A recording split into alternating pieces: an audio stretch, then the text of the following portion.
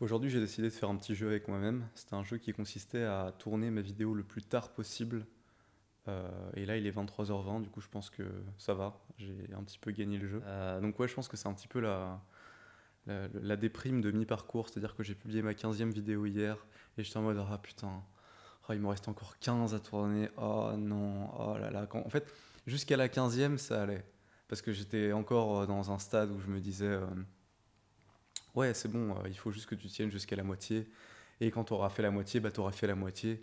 Et il n'y aura plus que l'autre moitié à faire. Mais là, il n'y a plus que l'autre moitié à faire. Et je suis en mode, oh là là, encore 2 fois ça. Merde. Donc voilà, j'ai eu du mal à faire mes vidéos aujourd'hui. Mais au final, c'est gagnant-gagnant. Parce que bah, moi, d'un côté, ça fait que je vais avoir à moins travailler mes vidéos. Et toi, de ton côté, bah, tu as une vidéo qui est forcément plus personnelle et où je vais devoir commit plus sur ma vie personnelle. Euh, Bah parce que du coup, j'ai pas eu le temps de travailler quoi que ce soit d'autre. Donc voilà, c'est super. Du coup, aujourd'hui, j'aimerais te partager une leçon. Oui, je te donne des leçons. Oui, je suis un petit peu professoral, ne t'en fais pas. Et c'est parce que je suis professoral aussi avec moi, rassure-toi. Donc oui, une leçon de vie que j'ai apprise il y a longtemps. C'était sur la chaîne Autodisciple, s'il y a des gens qui s'en souviennent. Une leçon de vie qui est que tu n'es pas unique. Et en fait, tes problèmes ne sont pas uniques. Il y a à peu près 100% de chances que peu importe ce que tu traverses dans ta vie, bah, il y a déjà des centaines de milliers de personnes qui ont traversé ce problème avant toi et qui ont résolu ce problème avant toi. Et en fait, il faut jamais oublier, il faut jamais que ça sorte de notre tête, qu'en fait on n'est pas unique et que quoi qu'il arrive, il y a toujours une solution à notre problème. En vérité, il y a beaucoup de situations dans notre vie qui sont extrêmement uniques parce qu'on est la source de notre propre histoire et qu'il n'y en a pas une qui se ressemble entre elles. Par contre, les problèmes qu'on va traverser, bah, en fait, ils sont extrêmement communs et les solutions encore plus qu'on va devoir apporter pour résoudre ces problèmes-là, bah, en fait, ils sont extrêmement communs aussi. Généralement, il y a juste une recette à appliquer et on va avoir du mal à se convaincre d'appliquer cette recette parce que c'est pas toujours quelque chose de très agréable. Et surtout, on aime bien voir à quel point notre situation est unique et comment notre situation ne peut pas forcément se régler par des solutions simples. Et quand je dis simple, je veux dire facile à comprendre, je veux dire où t'as pas besoin de réinventer la roue pour trouver une solution à ton problème, quoi. Et du coup, pour illustrer cette idée-là, ce concept-là, je vais te parler de ma vie. Voilà. Parce que je pense qu'en fait, ça a été la solution très récemment à un problème que j'ai eu et que j'ai encore, mais qui, je l'espère, va pouvoir se résoudre justement en réfléchissant au problème de cette manière-là. Je t'avais parlé récemment sur la chaîne de mon premier bad trip, bah là justement je vais pouvoir parler de mon deuxième, et celui qui a encore des conséquences sur moi aujourd'hui, c'est de ça dont je vais parler. Donc pour te résumer un petit peu ma vie, moi j'ai une vie extrêmement spéciale. Voilà, dans le sens où j'ai des buts, j'ai des désirs qui sont différents de tout le monde. Moi j'ai toujours voulu faire des vidéos, j'ai toujours voulu créer des choses sur internet, j'ai jamais voulu avoir un boulot normal et tout. Enfin, j'ai eu ça à un moment donné, mais j'ai très vite détesté. Donc je me suis souvent mis dans des projets, je me suis souvent lancé à faire des choses. J'ai même déménagé à un moment donné à l'étranger juste pour pouvoir taffer sur mes vidéos avec un loyer qui était moins cher. J'ai été de droite, j'ai été de gauche, j'ai fait des tas de projets, je me suis passionné pour des tas de trucs, je m'intéresse à la philo, etc. etc. Et arrivé relativement récemment, il y a un peu moins d'un an, je me suis mis dans la tête que j'avais trouvé une solution incroyable, que j'allais écrire un livre de philo incroyable. Donc un livre principalement de philo qui reprend des concepts, aussi qui parle de politique, qui parle aussi même de l'intériorité, du développement personnel, de comment voir son propre corps, de comment voir son propre esprit. Et en fait, ce qu'il faut comprendre, c'est qu'à ce moment-là, moi j'étais très très fier de moi et j'étais très très confiant en fait sur mes capacités cérébrales. C'est-à-dire que globalement, depuis quelques années quand même, j'ai réussi à comprendre certaines choses sur moi et sur le monde, et du coup j'ai gagné une sorte de fierté de comment mon mental était capable voilà, de pouvoir manipuler des idées, de pouvoir les faire tourner dans ma tête, de pouvoir réfléchir à des sujets, de pouvoir débattre aussi avec des gens. Et donc mon mental, ça a toujours été quelque chose dont j'ai été assez fier, et petit à petit, au fur et à mesure de comment je pouvais justement interagir avec des idées, j'ai commencé à prendre confiance en moi, en fait, sur le fait que j'étais capable de réfléchir et surtout que j'étais capable de parler, et j'aimais beaucoup pouvoir partager mes idées aux gens, voir comment eux pensaient et voilà, interagir avec les gens sur des idées, quoi. Et du coup ouais, quand j'ai écrit ce livre, c'était un petit peu l'apogée de ça, c'était un peu l'idée derrière l'idée, quoi. C'était vraiment le moment où j'étais le plus à mon sens capable de pouvoir manipuler des idées et des concepts dans ma tête, parce que j'avais l'impression que ça faisait vraiment un tout, et j'adorais justement l'effervescence mentale que ça me procurait, le sentiment de jouissance, de juste me dire putain, je suis quand même quelqu'un de vachement intelligent, quoi. Mais du coup, comment te raconter la suite suite de l'histoire, en fait, dans la suite de l'histoire, j'ai juste kiffé, quoi. Genre, j'étais dans ce sentiment-là où j'étais un petit peu un Tchad, où j'étais en mode, ouais, vas-y, je me sens trop bien, vas-y, en fait, c'est le meilleur moment de ma vie, justement, j'ai toutes mes capacités, justement, je peux réfléchir à plein de trucs, je peux parler à plein de gens, je peux parler à des inconnus et tout, je m'en bats les couilles. Et du coup, j'ai kiffé comme ça un max, et je me suis remis, par exemple, à fumer de la weed, notamment, beaucoup. Et ça a duré assez longtemps parce que je ressortais d'une période de ma vie où je me sentais comme un ouf. Donc en fait, je me suis un petit peu surestimé, tu vois, et je me suis dit, bon bah vas-y, let's go, je vais me remettre dedans. Et puis ça va pas spécialement me faire de mal, parce qu'en fait, je m'en bats les couilles. Genre, c'est bon, j'ai trouvé la réponse à la vie, c'est pas grave. Au pire, ça me fera un truc de plus sur lequel réfléchir et c'est pas dramatique. Sauf qu'en fait, la vie étant ce qu'elle est, plus le temps s'est mis à passer, plus j'ai commencé à angoisser en fait de pas écrire plus vite que ça, pas me mettre à ce livre de manière beaucoup plus constante et beaucoup plus régulière. Et aussi, bon là je passe les détails, mais je me suis mis à réfléchir à certaines idées qui m'ont fait perdre énormément de temps parce que c'était un peu courir après des nuages. Mais du coup, on est arrivé genre, ouais, peut-être 4 ou 5 mois après. Et quand j'ai réessayé d'écrire, bah là j'arrivais plus du tout. Là, c'était impossible pour moi d'écrire. J'arrivais à écrire des choses, mais je me disais, ouais, non, j'étais pas dans le flow, quoi. C'est-à-dire que, justement, je pense que j'avais une anxiété qui commençait à poindre, dans le sens où, quand je relisais ce que j'avais écrit avant, je me disais, ouais, mais en fait, c'est vraiment stylé. Mais par contre, dès que je commençais à réécrire quelque chose de ma plume, bah, je me disais, ouais, non, là, j'ai l'impression que je suis plus dedans, là, j'ai l'impression que je suis plus dans le flow, etc. Et là, j'ai commencé à énormément angoisser parce que j'avais mis beaucoup de mois sur ce truc-là. Et surtout, je misais beaucoup sur ce livre-là, en l'occurrence, pour le reste de ma vie, quoi. C'est ce qui faisait que je me sentais aussi bien, ce qui faisait que je me sentais aussi fort, c'était aussi le fait que je me disais que bah oui, j'allais pouvoir faire quelque chose de ce truc-là. Et qu'en fait, quoi qu'il arrive, je pourrais continuer à manier des idées comme je le faisais avant et continuer à réfléchir sur des choses et à voir le monde comme je le voyais. Et quand je voyais le monde de cette manière-là, oh là là, mais c'était trop bien, genre vraiment, je voyais tous les systèmes, toutes les interactions entre les gens, tout, je voyais de la beauté dans absolument tout, donc je me disais, ça peut pas partir. Et en fait, c'est sous-estimer l'angoisse, parce que justement, j'avais beaucoup fumé pendant, ouais, peut-être 3-4 mois. J'avais mon chômage qui s'amenuisait petit à petit, et j'avais de moins en moins de temps pour me dire, oui, bon, ok, là, il va quand même falloir que tu commences à rechercher du taf, etc. Et en plus, du coup, quand je me suis remis à écrire, je me suis rendu compte que j'avais plus du tout la même énergie et que j'étais plus capable d'écrire de la même manière.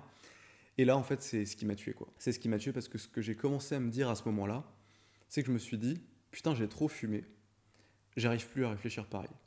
Et là, au moment où j'ai dit ça, en fait, je me suis niqué parce qu'en fait, je me suis dit, ouais, en fait, c'est mon cerveau, quoi. Genre, mon cerveau est plus capable de réfléchir de la même manière. Mon cerveau est plus capable de penser des choses comme j'ai eu ces 6 derniers mois. Je suis plus capable d'expliquer parfaitement. Ça se trouve, j'ai perdu ça définitivement. Et je suis plus capable de réfléchir comme avant. Et en fait, à partir de là, le problème a fait que s'empirer, c'est-à-dire que plus j'y pensais, et moins j'arrivais à écrire correctement. Et même de plus en plus, à chaque fois que j'essayais d'expliquer des idées, même de manipuler des idées dans ma tête, à chaque fois, je commençais à me questionner, à me dire, ah là là, mais je pense plus comme avant, putain, c'est plus la même chose. Genre, j'ai du mal à faire ça comme ça encore et encore et encore de la même manière, et ça a été une descente aux enfers pour moi. Et du coup, je te passe les détails, mais comment est-ce que ça s'est terminé cette histoire? Quand justement j'ai commencé à trop bader sur le fait que j'arrivais plus à réfléchir, que j'arrivais plus à manipuler des idées, je me suis dit putain, il faut absolument que j'arrête la weed parce qu'en fait c'est ça qui m'empêche de réfléchir correctement. Et là du coup j'ai commencé à essayer d'arrêter et à un moment donné j'ai réellement réussi à arrêter parce que je voyais que j'en pouvais plus et qu'il fallait absolument que je retrouve cette capacité un petit peu de manipuler des idées, cette capacité de pouvoir réfléchir, cette capacité même de pouvoir parler, de pouvoir communiquer comme avant. Et donc j'ai arrêté complètement. Et c'est à ce moment-là que j'ai arrêté pendant 2 mois et demi. C'était il y a pas longtemps, c'était il y a genre peut-être 4 mois. Et j'ai arrêté complètement justement en me disant, bah ouais, vas-y, cette fois-ci, je vais peut-être récupérer des capacités mentales. Peut-être qu'à ce moment-là, je vais pouvoir réfléchir de nouveau, je vais pouvoir de nouveau voir le monde comme je le voyais. Et spoiler, c'est pas arrivé. Mais genre vraiment, c'est pas arrivé. Genre, en fait, ça n'a rien changé. Ça a juste été dur les premières semaines d'arrêter le cannabis, d'arrêter la clope. Et en fait, chaque jour qui passait, je me posais la question, putain, est-ce que ça y est, est-ce que je suis de nouveau capable de réfléchir, est-ce que je suis de nouveau capable de parler, est-ce que je suis de nouveau capable de voir le monde comme je le voyais avant? Et en fait, chaque jour était complètement décevant parce que chaque jour, je me rendais compte que, non, en fait, ça revenait pas. Genre, j'étais pas capable de me remettre dans le mood dans lequel j'étais avant. Et là, à ce moment-là, ce que je me suis dit, c'est, en fait, ça y est, c'est niqué. Genre, j'ai trop fumé, en fait. Genre, vraiment, j'ai trop fumé de cannabis. Je ne pourrais plus jamais réfléchir de la même manière qu'avant. Genre, je sais pas ce qui s'est passé dans mon cerveau, mais clairement, ouais, c'est. À chaque fois que j'essaye de réfléchir à un truc, j'ai un mal de tête. À chaque fois que, je sais pas, je parle de politique ou de philo, enfin, ça me passionne plus comme avant. Ça m'intéresse plus autant qu'avant. J'ai plus envie d'en parler. Avant, les idées, elles me venaient d'elles-mêmes et j'avais aucun problème à pouvoir en parler pendant peut-être des heures. Et là, bah, ça a disparu. Genre, je suis doomé en fait. C'est la fin de ma vie. Genre, je vais plus jamais pouvoir réfléchir de la même manière. Et je pense que la raison de pourquoi j'ai repris cette chaîne aussi récemment, bah, c'est en grande partie à cause de ça en fait. Bah, j'avais pas d'autre solution dans ma situation à moi. Extrêmement badante de me dire putain, mais j'arriverai plus à jamais à réfléchir.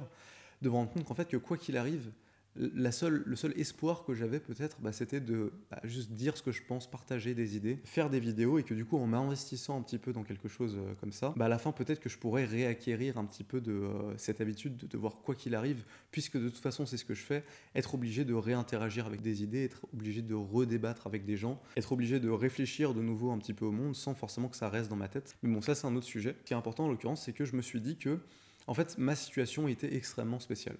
C'est-à-dire que j'étais dans une situation où j'ai pensé que je pensais de manière extrêmement bien, extrêmement performante, même que j'avais trouvé des vérités nouvelles et que au final je m'intéressais à beaucoup de philosophes, ce qui n'était pas le cas de beaucoup de gens. Et derrière, il m'est arrivé un problème extrêmement spécifique, qui est celui d'avoir fumé trop de weed et de plus avoir le sentiment de pouvoir réfléchir de la même manière. Le fait d'avoir une sorte de brain fog, un truc qui, à chaque fois que tu essayes de réfléchir, t'empêche de réfléchir. Et où, contrairement à mon premier bad trip, c'était pas juste que le mot tournait dans ma tête, c'est juste que j'arrive à penser à des trucs, mais en fait tout est brouillé, genre j'arrive pas à accrocher les idées comme elles sont, quoi. Donc voilà, quoi, dans ma tête, j'étais quelqu'un d'extrêmement spécial, avec des capacités extrêmement spéciales, qui ensuite, face à ses capacités extrêmement spéciales, s'est retrouvé confronté à un problème qui est extrêmement spécial lui aussi, parce que la drogue c'est un petit peu mystérieux, parce qu'on ne sait pas exactement comment fonctionne le cerveau, parce que moi-même, bah, je traîne en toile de fond cette idée que bah, la drogue, techniquement, ça peut t'empêcher de réfléchir à tout jamais. Et en fait, c'est des conneries. En fait, c'est des conneries, genre c'est pas du tout ce qui est arrivé. En fait, la réalité, c'est que j'ai juste perdu confiance en moi.